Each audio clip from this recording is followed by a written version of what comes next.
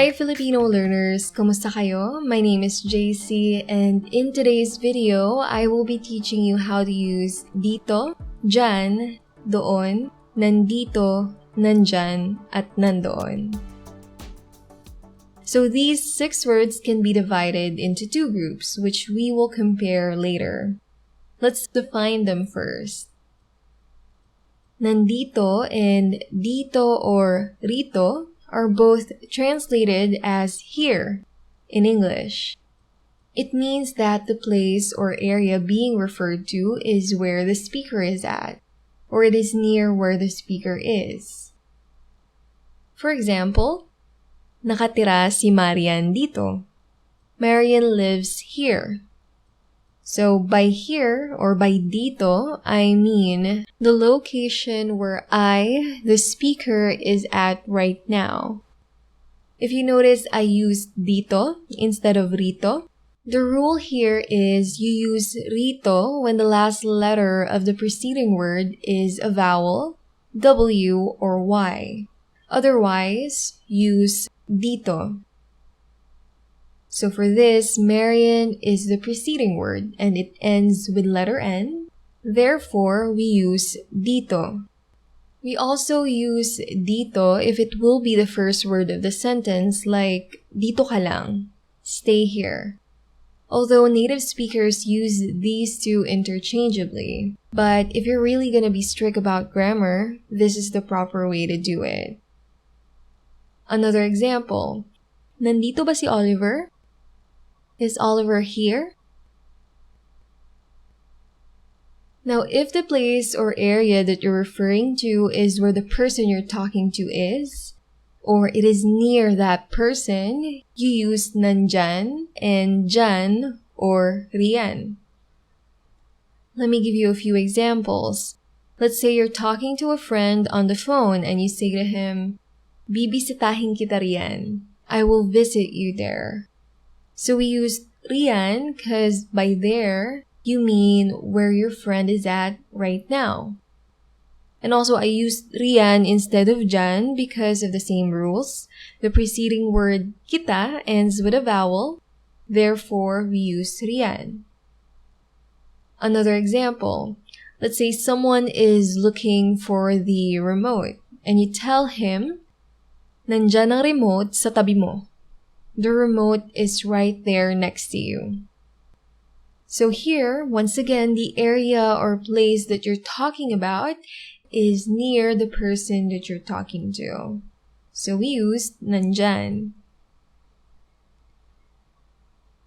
Now, let's say the place or area is far from both you and the person that you're talking to.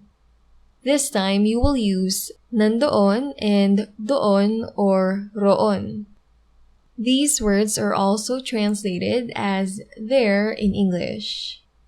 Halimbawa, pumunta kami roon kahapon. We went there yesterday. So I used roon because the place or location that I'm referring to is not where we are at right now. It's somewhere that is far from us. Okay? And once again, I used roon following the same rules. The preceding word ends with a vowel, so I used roon. Next example, nandoon siya sa kabilang kwarto. He's there at the other room. Again, I'm referring to a different location where me and the listener aren't at right now. The other room, right?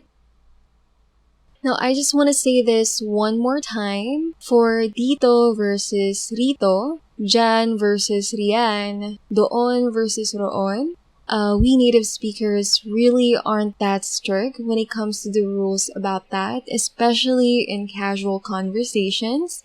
Most of the time, we just use dito, diyan, and doon. So if sounding more like a native really matters to you, then you can just stick to those 3. But then again, if speaking with proper grammar is more important to you, then you can follow the rules. Really, it's up to you. What is important in language is being able to express yourself clearly, and either way, you would be understood. Now, I told you earlier they can be divided into 2 groups. nandito, nandyan, and nandoon. Dito, dyan, and doon. Okay, let's go with nandito, nandyan, and nandoon first. So use these three if you're referring to a location of a specific person or object. Let's once again take a look at the examples earlier. So the first one, nandito ba si Oliver? Is Oliver here? So in this example, you're asking for the location of a specific person, Oliver. The second one is, nandyan ang remote sa tabi mo. The remote is right there next to you. So here, you're referring to the location of the remote. And for the last one, nandoon siya sa kabilang kwarto. He's there at the other room. Again, you're referring to the location of a person. So, we used nandoon. Now, how about dito, dyan, at doon? For these three, you're referring to where an event or an action took place. Like in our examples, nakatira si Marian dito. Marian lives here. Now, here you are referring to where an action is taking place, where the act of living is taking place. Next example, bibisitahin kita riyan. I will visit you there. Again, there is an action here. You are referring to where the action of visiting will take place. And then the third one is, pumunta kami roon kahapon. We went there yesterday. This time, you are referring to where the act of going took place. So yeah, the easiest way to know is, if you're gonna be using a verb, then probably you should be using dito, dyan, and doon. Well, that's it for today. I hope this video helped. If you have any more questions about this topic, feel free to leave a comment. And for more videos like this, you may subscribe to this channel. Salamat sa panonood. Sa susunod ulit. Paalam.